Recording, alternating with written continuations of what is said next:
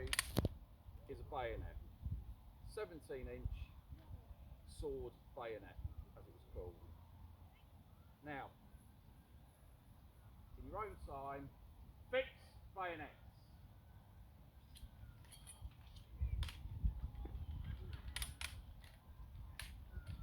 Now for this is about combat. So it's not so much the parade ground drill, but what they are going to be practicing in a moment, at my command, is they will be practicing different bayonet moves that soldiers would have been taught during the First World War. Now the idea was, with the bayonet, was to fight your way forward to the enemy and then close with the bayonet. Okay? It was also to give maximum aggression, because a good result would be if the enemy either dropped their weapons and surrendered or ran off. Okay? So a lot of it is psychological. But there were various drills taught in case it was bayonet against bayonet. Obviously a pretty horrible weapon, and really what we've done here is we've turned our rifle into an ancient weapon that they had even before the Romans. So what am I thinking of? Sword. Longer than sword, still pointy though. Spear. Spear. Yeah, so effectively we've turned our rifles into spears. Okay? So, first of all, high pull.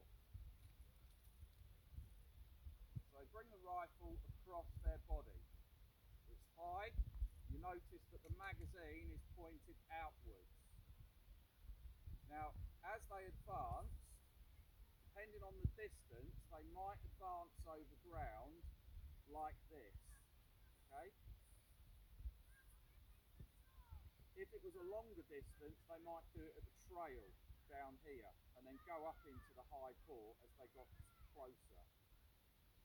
Another reason for the rifle being out here, because if you're in trench fighting, the magazine here becomes a weapon in itself. You turn a corner, the enemy turns a corner, and then you can jab them in the face with the magazine. Okay? So it's all about aggression. Now let's see what they do on the next order. On guard! On guard! Okay, so bring the weapon down, but in the on guard position. Tilt it slightly to the side. Yeah, slightly up. Okay?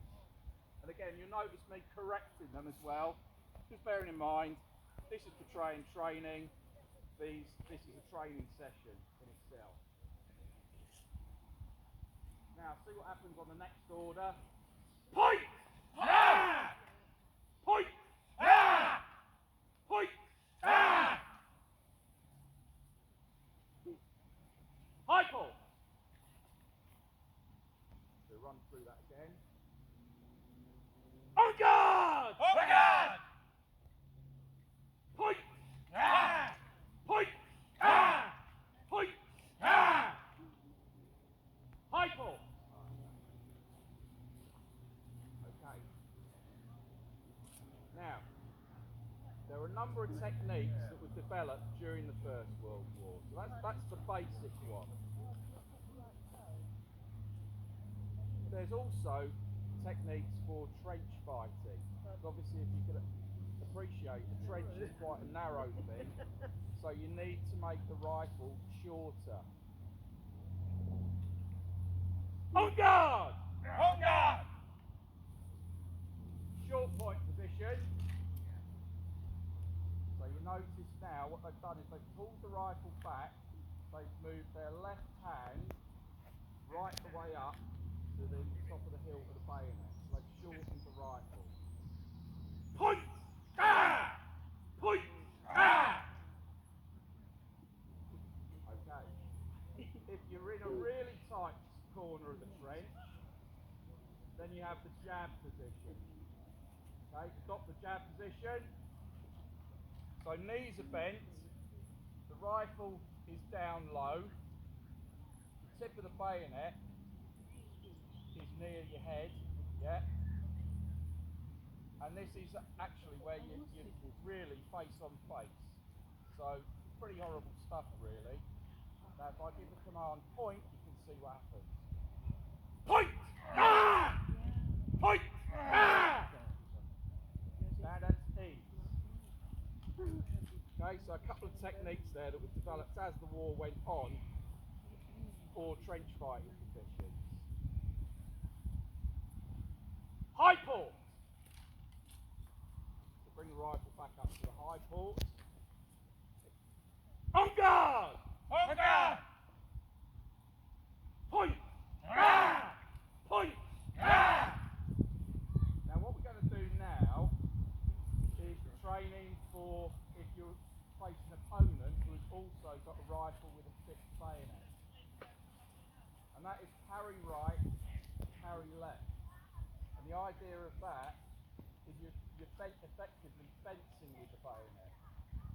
Okay, so you're knocking their bayonet out of the way, yeah, one way, or to the other side. Okay. Parry right, parry left. You know, once they've done the parry, they're back into the on guard position. Because if they've knocked the enemy's rifle out of the way, they're straight back there for the point! Ah! Parry right, parry left, parry right, parry left, point! Ah! And that's E. Now, anybody here know anything about medieval warfare? Okay, so bearing in mind that we effectively turned this weapon into a spear, okay, during medieval times there's a weapon called a poleaxe, alright? There were various moves, okay, called the butt strike, alright? And that is where you're actually using the butt of the weapon as a weapon in itself, okay? High pull! On guard! Butt strike! Butt strike! Active aim. So, put all of that together. High pull!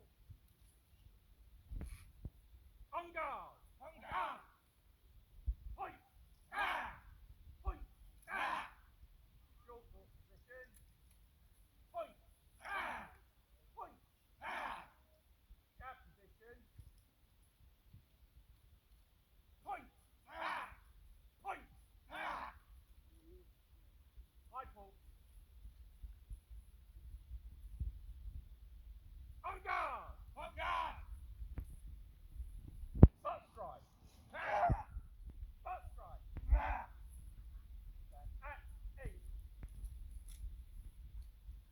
Now, every morning there are a number of drills that section, and in the First World War, an infantry section would be 10 to 12 soldiers under the command of a corporal, see at the end of the line there, 2 stripes, corporal, I'm wearing 3, so sergeant, or a lance corporal.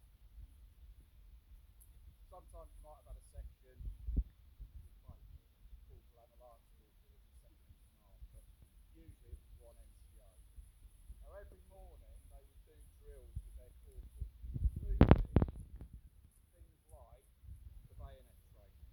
And part of it as well is not just about learning the bayonet moves, but it's being familiar with the rifle, and by moving the rifle around, working on arm muscles, wrist muscles, hand muscles as well, so it becomes an extension of the body. Okay? So that gives you an idea of bayonet training. The other thing that they would do is practice against straw-filled sandbags, okay, sacks, Hessian sacks, yeah, and have a bayonet course, so they practice that as well. Some on the ground, some on A-frames, so they can do those moves as well. So that's the end of our first presentation. If you've got any questions, feel free to come and talk to